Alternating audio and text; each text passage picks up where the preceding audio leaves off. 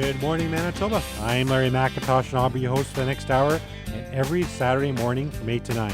Thank you for tuning in. I want to take a moment to thank you for listening to Food and Friends. I'm thrilled with the number of people who've said they listen to the show and who've sent in guest ideas. Should you have any comments or suggestions about the show, please feel free to email me anytime at larrymcintosh@peakmarket.com. That's Larry McIntosh, and McIntosh is McIntosh at peakmarket.com. We welcome your comments. My guest this morning is comedian Big Daddy Tazz. Good morning, Tazz. Good morning, Larry. Thanks for having me back again. Well, thanks for coming back. Good. Did anybody request me, or is it just because there's nobody else available on the list? No. Somebody requested you. I think it was Shelley, actually. Oh, perfect. Yeah, Shelley said, So your wife, Shelley. Yeah, my wife, Shelley, Just yes. not a random Shelley off the street? No, it was my wife, Shelley. She says, you know what, let's have Tazz back on. So that's fantastic. Here you thank are. you, Shelley. Should be listening this early in the morning. So we have lots of things to talk about, but let's talk about you for a moment. Okay. You had a heart attack last year, which you talk about publicly. That's why I'm bringing it up. So how you been? I've been well. You know what? I get tired quite a bit, and it was a real wake-up call. I mean, as you know, it was my second heart attack. And the first one, I was terrified for a while, and then I just let everything go back to the way it was. So now I'm making more of an effort. Like the morning, you'd be proud of me. In the morning, I make a smoothie, and it's got, I didn't know that if you take a big handful of kale and Swiss chard, and look at me, I couldn't even say that word. Swiss chocolate, I was going to say, or Swiss Family Robinson, or Swiss cheese, I don't know. But chard and kale and spinach, you put it in a blender, and you add your little protein mix, and then I add an avocado, half an avocado or a whole avocado, depending on how, and then your liquid. I use cashew milk. And that's how I start and some greens as well, some other greens, powdered greens. And that's how I start my morning now, every morning. And as opposed to as much bacon as my belly can hold. So you obviously, we're all the same, right? Yeah. You have a problem. I go to the beach and I look at myself, I gotta lose weight when I get back. And you have the best of intentions, then life goes on and you get back to your routines. We lose our motivators, right? When you're at the beach, and I'm Irish, so I'm almost fluorescent white. Like it's you get on the beach and people are like, what's that reflecting? Oh, that's my belly, right? And then you lose your motivators. My heart attack should have been a great big motivator, and it was for a while. And then I started replacing the fear with contentment, and then my contentment with adulation, like food adulation. I love food, as you know. I love food, and I use it as I used to use it as a reward. Bad food as a reward. Now it became the norm, and then that's when the downhill. You get on that slope, and away you go. So have you found the discipline to keep it up and keep eating healthy and resist those things that you love? Not that vegetables you don't love. I know you do. But I do. Yeah, but I mean, when they're deep fried in Swiss cheese and wrapped in bacon. No, I do. I love vegetables. And then every once in a while I'll have a salad and I'm like, wow, why don't I have these more often, right? Or you have a fruit you haven't had for a while and you're like, I forgot how amazingly delicious this can be. My motivator is my sons, my oldest boy, Joshua, and then my youngest guy, Kyler. Kyler wrote me a note one day, and it says, I love you so much, Daddy-O. So I have it up right beside the fridge to remind me that I'm not only supposed to be healthy for myself, I'm supposed to be healthy for my boys, because I'm ripping them off by not being healthy and able to run around and do that sort of stuff with them. So what's your top 5 vegetables? My top 5 vegetables. I love kohlrabi. I love jicama. Is jicama a vegetable? Or Sure. Is it? Okay, let's go with it. I tomatoes are one of my favorite. These are fruits, right? It's fine. You know what? Tomato is a fruit. You're right. Yes. Well, there you go. If they're in the coloring book of vegetables, I eat them. I love turnips. I know a lot of people don't love turnips. I really love turnips. Broccoli. And asparagus especially. I mean, there's a 6, but we'll go for that. And when they're mixed into a salad, they're delicious. Absolutely. Yes. And Manitoba broccoli is now being harvested as we speak, so it's available in your store now. Broccoli in Manitoba? Absolutely. Sorry, I didn't know. And one of the largest broccoli crops in Western Canada. Are you serious? Yeah. I didn't know that. Do they come? Do their my son calls them fart trees because they look like trees, and the rest you can figure out yourself. I got it. But it's good for you. It's really good for you, right? It's and lots of antioxidants in these vegetables and things like that. But yeah, I didn't know that. There you go. I learned something from Larry today. that we grow broccoli in this province. And the superfoods, and there's constant talk about what the superfoods are, and Stuff like certainly kale and kale is one of the Yeah. superfoods, which is, I've said in the show before, it's been around 100 years. Suddenly it's hot. Well, last you know what 5 it used years. to be. You know what it used to be at the buffet. It was what they put down as a decoration to put the bowls of bad stuff in. Right? Do you remember that? You go, what's that? Absolutely. You don't eat that. That's kale. What's kale for? That's for decoration. Don't eat that. And we grow kale in Manitoba, so I'm pretty happy about this. Spinach is a big one. We don't Yeah. grow any spinach in Manitoba that I'm aware of, at least. But the new superfoods are cauliflower, which has Mhm. been around a long time. Lots of grown in Manitoba. Yeah. Broccoli's coming back as strong as a superfood, and carrots are coming on strong Oh, now, carrots. too. You use those as microphones. My son, when I said I'm going to talk to Larry, he goes, "Is that the guy that used the carrot as a microphone?" Yeah. He goes, "Oh, I wonder what he's going to use as a microphone this time." So did he think that was strange, or he thought that was He thought you were just one of my enchanting, friends, or and it was he thought you were one of my friends, and nothing strange when it comes to my buddies. That's for sure. So how come we don't grow? Here's just the thing. I know it's your show, but why don't we grow spinach in Manitoba? Is it not the right environment to grow spinach? or- It's tough to grow lettuces, although we grow some lettuce Yeah, and we spinach in Manitoba. Yeah. A lot of that it's very labor intensive. You need certain kinds of weather. It isn't really our strengths. Kale we do well. All those other crops Kale we seems pretty do hardy. well. It's hardier, yeah, Yeah, absolutely. definitely. And We it got used all- to be a crop that we'd sell like 500 cases a week, or Yeah. a year, I should say. Now it's pretty much a week. So, Oh, that's fantastic. Yeah, we people are eating a grow, lot more. So we got chard in our garden and stuff like that. So so you're competing. yeah, well, Yeah. a little bit. They say, your potatoes come from Portage. They're 77 kilometers. I'm like, hey, my Swiss chard is 8 feet away from me. There you go. You beat us on that one. We're speaking with Big Daddy Tazz, and we'll be right back after this break.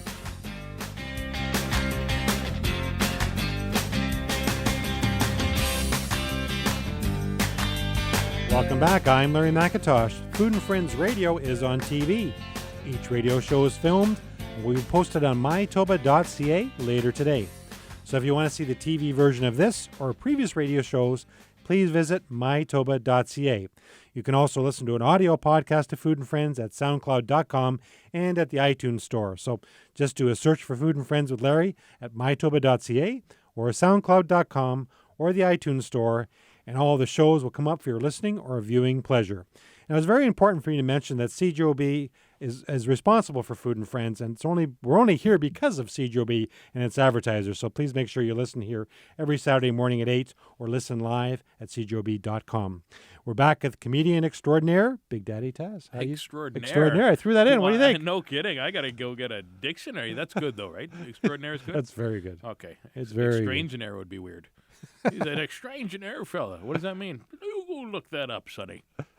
So, a lot of people around Manitoba and outside of Manitoba have seen your act and know what you're famous for. But how did you get into comedy to start with?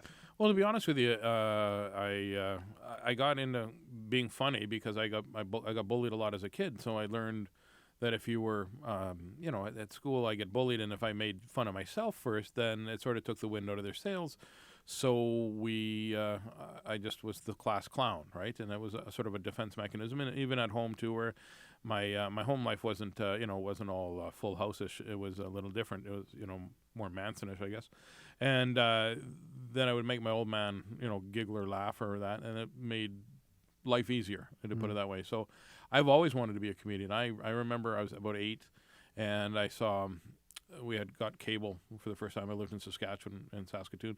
We got cable for the first time, and there was we had I think 7 channels now instead of 3, right? Right. And so I turned on the TV, and there's Carson was on there. I didn't know who he was at the time, and he was doing jokes, and people were laughing. And then they had this fella on that made Johnny Carson laugh so hard he was crying.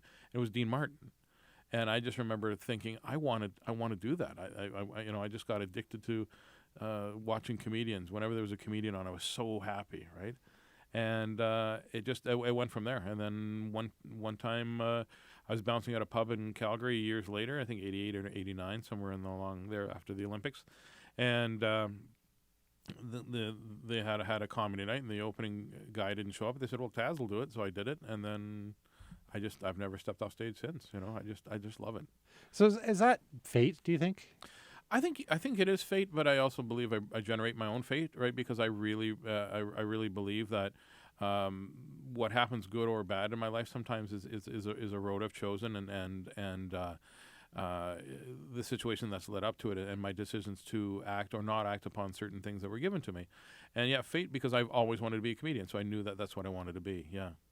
I love it. It doesn't, when I say to Kyler, because he's an awful lot like me, and so is my oldest boy, they just make me laugh all the time. And I said, it's not about on stage, it's about the laughter. I don't care if it's 40,000 people at a country fest or one person by accident at Safeway. I like making people laugh, right? I really, really do.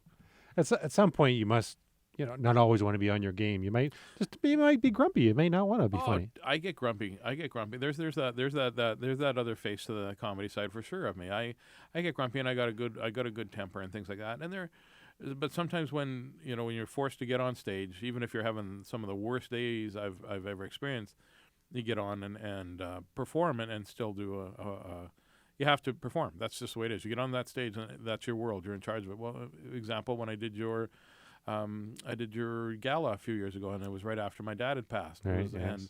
And I just went, and you gave me the option. You don't have to come. I said, no, I got it. It has to be. I have to get on because I need to hear that laughter, right? And it becomes very addictive. Yeah. And you're a professional about it. People laughed. They talked about what a great show is. They had no idea what was on your mind. Obviously, weighing heavy on your mind that night. Well, you know what? It's not. And some other comedians may disagree with me, and they have. I'm not there to spill my problems out on the stage. I'm there to make you laugh. My job is to make you laugh, to go up there. And sometimes I do social commentary, and sometimes I do very personal, very, very personal things. And sometimes I speak from my heart, and sometimes I speak from, without thinking and things like that. But it all comes down to, did I make you laugh? And that's my job, right? They say, oh, you're starving artists. Well, artists are only starving if they don't pander to who they hired them at that point in time. And the thing that I respect about you, and some comedians do it totally different, but you don't need to swear throughout your act to get to your point, right?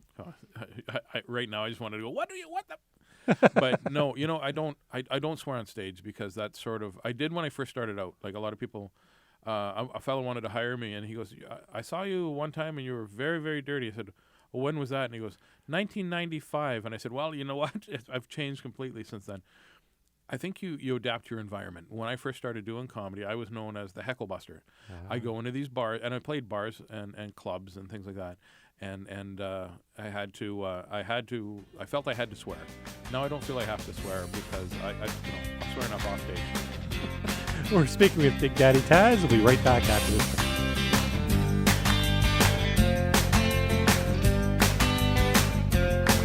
Welcome back to Food and Friends. I'm Larry McIntosh. I want to remind you that today's featured recipe of the day at peakmarket.com and in today's Winnipeg Free Press is potato bars. Now, this recipe sounds very easy and very good. Now, it's a dessert, so it must be good. Potato bars is today's featured recipe of the day in the Winnipeg Free Press and at peakmarket.com. Both the Winnipeg Free Press and our website have a new recipe every day, 7 days a week, so please make sure you check them out. I hope you had a chance to mark your calendars for Peak of the Market's 17th Annual Family Fun Day. It will be on Thursday, August 20th, and we hope you can be there. There'll be a free potato pancake breakfast and a free pork in the bun, potato salad, and coleslaw lunch. There'll be free pony rides, a petting zoo, popcorn, a giant slide, bouncers, and guess what? The Minion mascots will be dropping by, as well as Goldie and Goldette from the Winnipeg Goldeyes. You can even tour our new packaging area and see 14-foot high robots in action. There'll be free parking at the Red River College, and we'll have 2 free air-conditioned shuttle buses going between the college and Peak of the Market all day long. Everything is absolutely free with any donation to Variety, the children's charity in Manitoba. So there's a ton of things happening. Please mark your calendar for our 17th Annual Family Fun Day, Thursday, August 20th, from 8 a.m. to 4 p.m., and it takes place on Peak of the Market's front lawn at 1200 King Edward Street in Winnipeg. And you get all the details are now available at our website, peakmarket.com. My co-workers and I really hope you get to come by. We'll be right back with comedian Big Daddy Tazz after we take this break for your news, sports, and weather. We're right back after the break.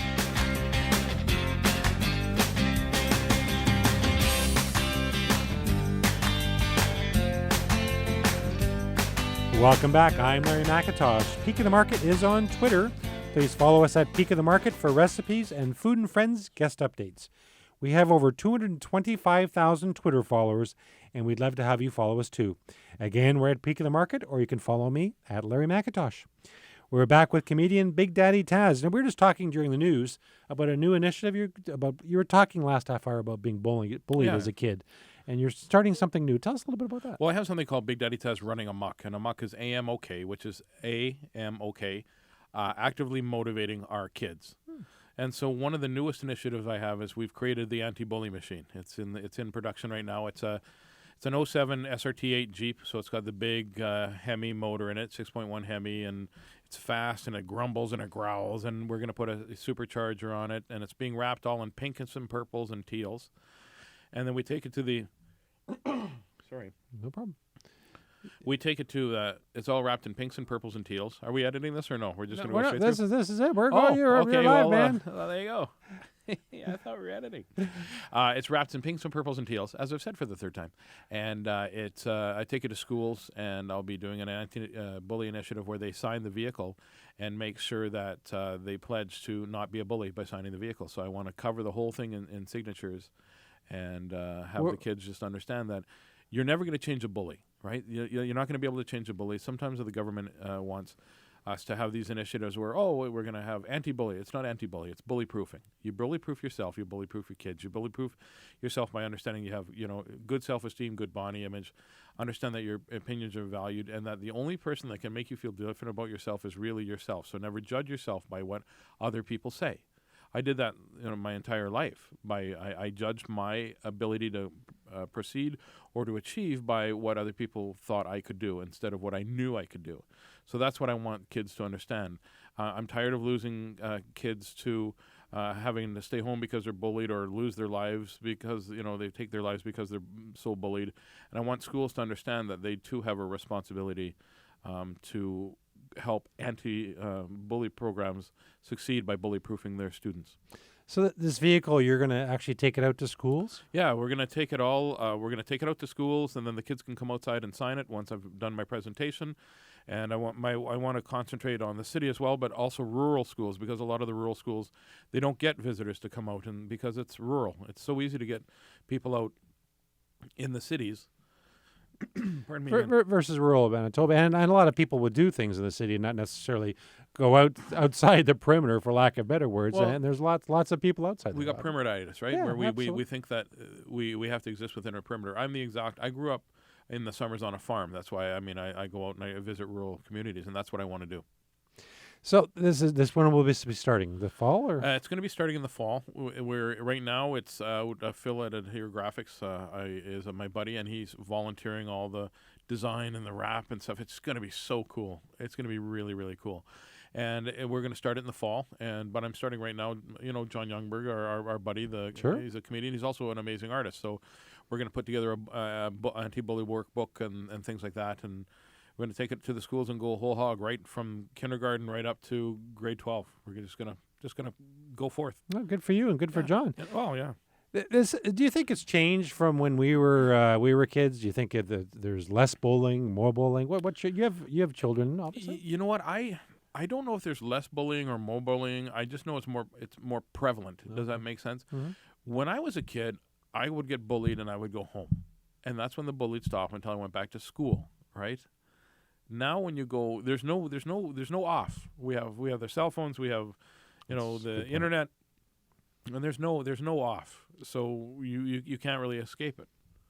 And that's a very good point. I actually hadn't thought about that, and there has been some cases of that recently. But when I was a kid, I wasn't the cool kid in class. I know that's going to surprise you, but I wasn't. I was kind of the outcast, and I guess I was bullied. I could say that. But when I went home at night, was the safety of my home. I didn't have to worry about social media and emails and texts and all that type of stuff. It stopped, right? It stopped once you close the door. It's almost like when you don't want to hear anything, you put your hands over your ears. But now we're in a society where it's 24/7, 365 days a year. Every moment of every day, there's information at your fingertips, and we're a creature of. I shouldn't say we because I don't want to group everybody, but a lot of people are creatures of habit. They'll post something on Facebook and then see they want to see how many people liked it and how many people are arguing against it and stuff like that. We almost sometimes a master of our own demise instead of being happy with who we are and confident in who we are, we really wait for other people's adulation and approval instead of going, you know what, I'm an amazing individual, and if you can't see that, next, right? Mm-hmm. That's all it is. It's just next, you know.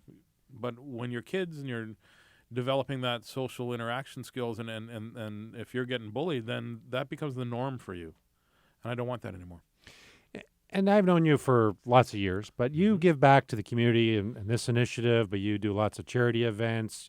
You're the ambassador for Variety? I am the ambassador to Variety. Yeah, I love it. They've asked me a little while ago, would I be the ambassador for Variety? And I wasn't really clear on what Variety did. Any child, any need. End of story.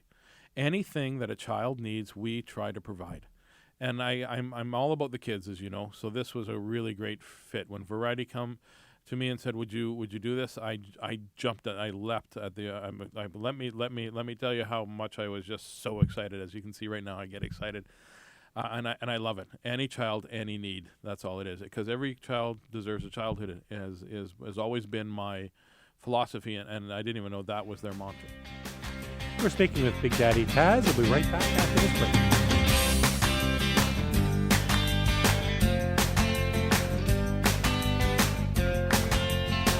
Welcome back. I'm Larry McIntosh. Peak of the Market growers have been very busy harvesting crops. Here's a list of Manitoba-grown veggies that are available right now at your local store. There's quite a list here, and hopefully this weekend you go out and buy these.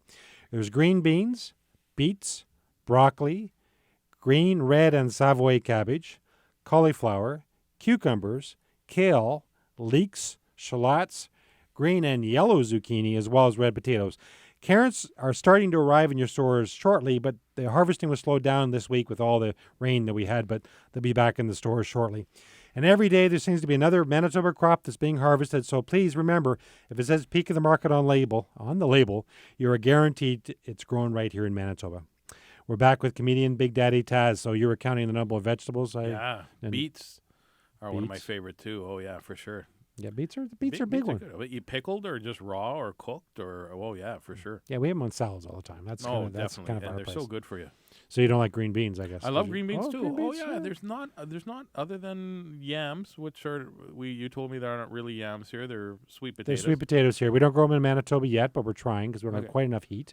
Okay. We are doing it as a trial this summer to see if we grow them. You really haven't had enough heat? You didn't look at the last week? Couldn't you? Still not. Well, the problem with sweet potatoes is you get a frost and it's done. So that's the frost days. It's really bizarre. Because we have had a frost in the last week or two. But you never know. You never know. It is Winnipeg. It's July 3rd. 3 inches of snow. 3 inches of snow. That'd be crazy. So I was remembering you love antiques. Is that correct? I do. I love old stuff and old advertising. So and antiques really are things that are old. Yeah. Other people don't really want them, right? But you collect them? Well, I collect old advertising signs mostly, and to my wife's chagrin, old cars. I love both of those. Old cars. Old cars. Can't keep that in the basement. Oh no, you can't. And you can't. Apparently, according to my wife, I'm no longer allowed to keep them on the driveway. If I had a farm, I think that's one of the reasons I don't have a farm is self-preservation, because I'd have a farm that as far as the eye could see would be metal, right? What are you growing? Looks like Ford. But I mean, I have a 61 Studebaker. I have a 62 Galaxy 500 convertible. I have a 59 Dodge wagon, and even we wanted, Kyler and I, my youngest son, wanted a little motorhome to go, so I ended up buying a 1977 Dodge motorhome, as Kyler described it. It looks like it was made out of leftover Lego. But yeah, I like old things. I like the craftsmanship, and I love the old cartoony qualities of it. So do you fix up these vehicles? I'm very limited when I fix up, but I do have lots of friends that help me. Right, I've got my paint guy, and I've got an upholstery guy and a body guy, and I go and I work for a couple of weeks with them.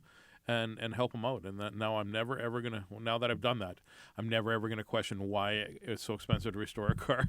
It's ridiculously labor intensive. And the old signs, what do you do with those? They're all up on my wall in my house. They're all around, and a fellow my buddy came over the other day and said to my wife, "Oh, it's nice that you collect signs too." And she goes, "Oh, I let him put them up."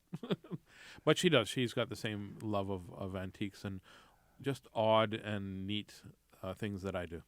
So did you drive the countryside looking for this? I or do. Yeah. Yeah, I do. And I used to, when I used to tour more in the country, I'd go on stage and I would let them know if anybody has anything old that they want to sell, I'm going to stay an extra day and I'll go I'll go foraging. Yeah, it's the love of the hunt so much a little bit more than it is of the acquisition, right? It's the finding these things.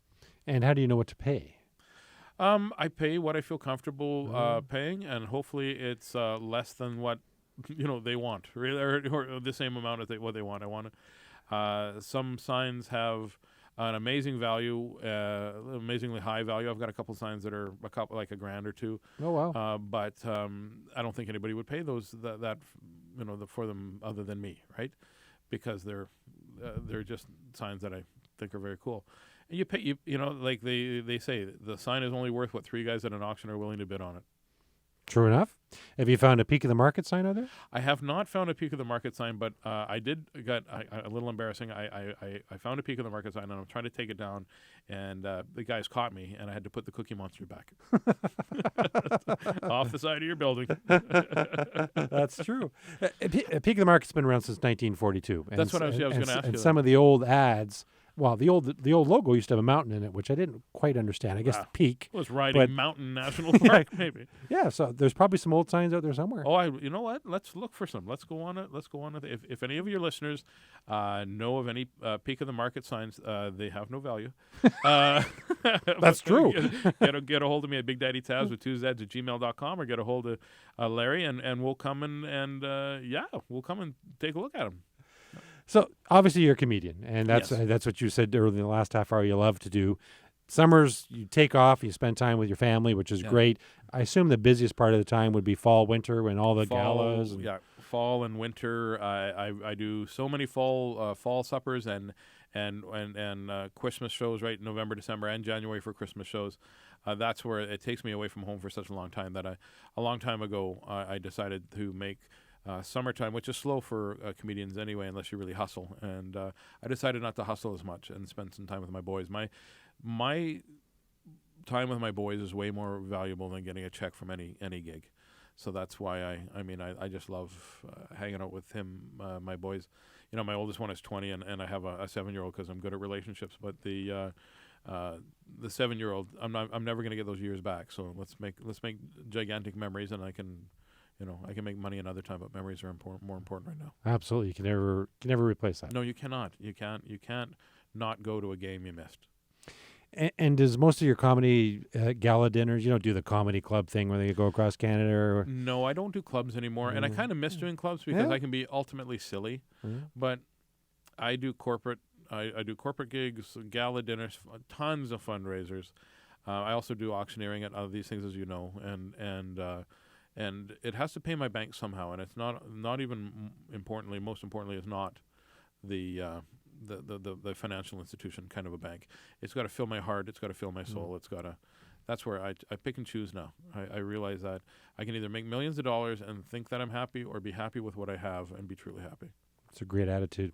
We're speaking with Big Daddy Tazz. We'll be right back after this break.